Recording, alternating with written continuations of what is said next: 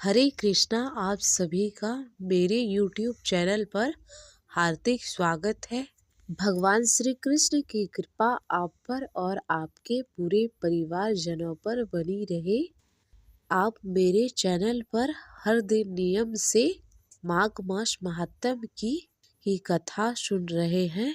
इससे पहले के वीडियो में आपने सुना माघ मास महात्म्य का 8वां अध्याय, जिसमें आपने जाना कि किस प्रकार दो पापी भाई, एक भाई जिसका नाम विकुंडल है, उसे स्वर्गलोक की प्राप्ति हुई और वह किस प्रकार यमदूत से प्रश्न कर रहा है कि स्वर्गलोक और नरकलोक में कौन कौन प्राणी जाते हैं, कौन कौन से ऐसे कर्म हैं जिसे करने से मनुष्य स्वर्गलोक को प्राप्ति करता है और कौन कौन से ऐसे कर्म हैं जिसे करने से नरक का भागीदार बनना पड़ता है।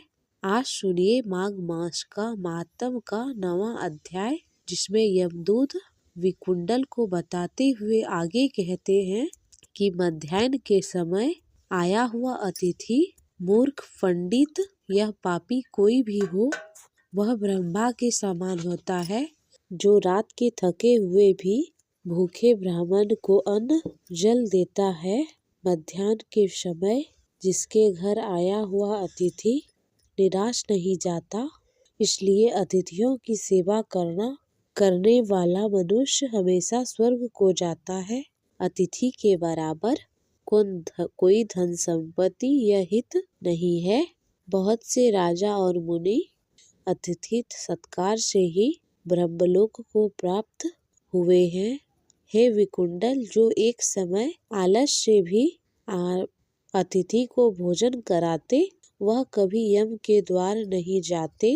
केसरी ध्वज से विवस्वत देव ने कहा था, जो कोई इस कर्म को कर्म भूमि मृत्यु लोक से स्वर्ग लोक में जाने की इच्छा रखता हो, वो अन्न का दान करे। वह अन्न का दान करे। तब यमदूत कहते हैं कि यमराज कहते हैं, अन्न के बराबर दूसरा कोई दान ही नहीं। जो गर्मियों में जो सदैव अन्न का दान करते हैं, वह कभी यम के दुख नहीं उठाते।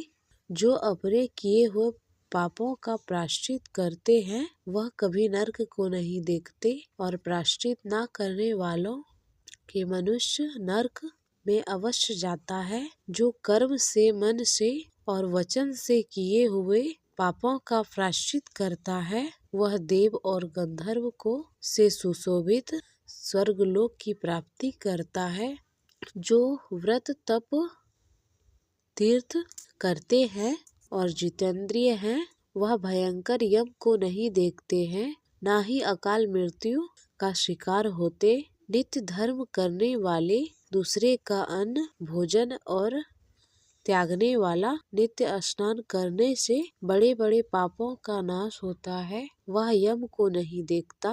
बिना स्नान के पवित्र कैसे हो सकते हैं पवित्रता? जो मनुष्य पर्व के समय चलते हुए जल में अर्थात बहते हुए जल में स्नान करते हैं, वह कभी बुरी योनि को नहीं प्राप्त करते और ना ही नरक में जाते हैं।